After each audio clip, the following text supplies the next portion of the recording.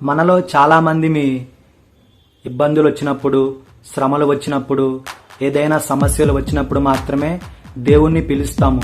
దేవా నన్ను రక్షించు, నేను ఈ బాధ భరించలేకపోతున్నాను అని.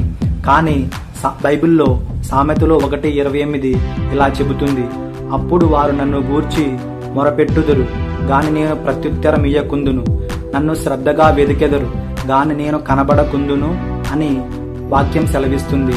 మీరు అనుకోవచ్చు, దేవుడు ప్రేమ గలవాడు కదా, ప్రేమ స్వరూపి కదా, దేవుడు ఎందుకు ఇంత కఠినంగా మాట్లాడాడు అని మీరు అనుకోవచ్చు. కానీ ఈ యొక్క వాక్యం చదివితే మనకు తెలిసేది ఏంటంటే, ఇది ఆయన మనసులోని బాధను చూపించే వాక్యం. దేవుడు చాలాసార్లు మనతో మాట్లాడుతూ ఉంటాడు. మనం కనుక పట్టించుకోకపోతే ఒకరోజు ఆయన కూడా మౌనం అవుతాడు.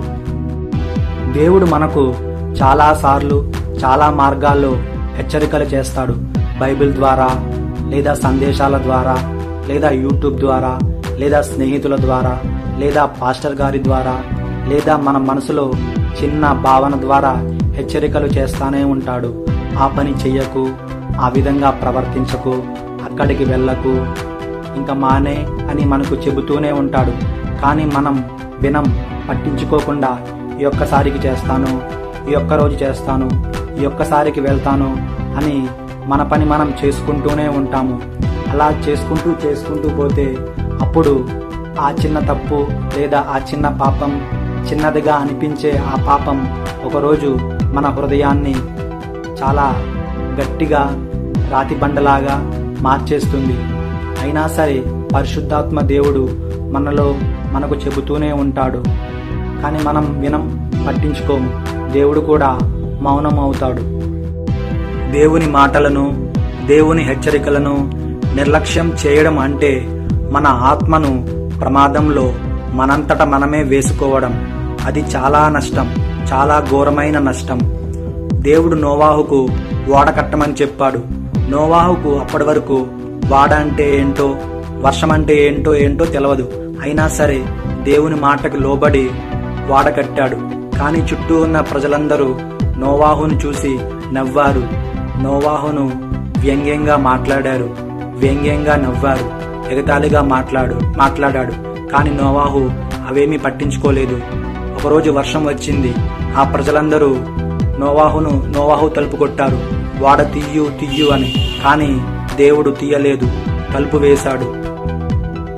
అదే ప్రిన్సిపల్ ఈరోజు ఉంది. దేవుడు మనకు రిపీటెడ్ వార్నింగ్స్ ఇస్తున్నాడు.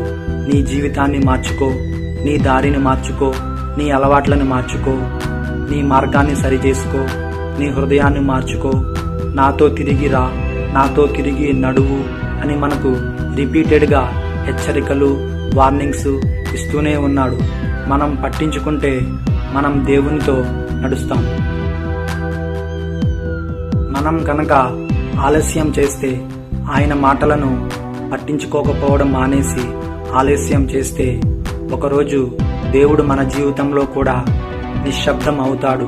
అది మన జీవితంలో చాలా ప్రమాదకరమైన నిశ్శబ్దం అవుతుంది. కానీ దేవుడు ఈ మాటలను మనల్ని శిక్షించడానికి కాదు, మనల్ని రక్షించడానికే చెబుతున్నాడు. ఇప్పటికైనా సరే మన హృదయాన్ని సరిచేసుకుని ఆయన వైపు తిరిగితే ఆయన మనల్ని క్షమిస్తాడు, తిరిగి కొత్త జీవితాన్ని ఇస్తాడు. ఆయన మన పాపాలని క్షమిస్తాడు మనల్ని ఒప్పుకుంటే. ఇప్పుడే నీ హృదయాన్ని తెరువు. యెషయా 55:6 ఇలా ఉంది, యెహోవా మీకు దొరుకు కాలమునందు ఆయనను వెదకుడి, ఆయన సమీపంలో ఉండగా ఆయనను వేడుకొనుడి అని వాక్యం యెషయా 55:6 మనకు సెలవిస్తుంది. ఇప్పుడు సమయం ఉంది, విను. దేవుడు నీకు సమాధానం ఇస్తాడు, నీలో తిరిగి జీవిస్తాడు. Thank you for watching this video. Please like the video. See you in the next video.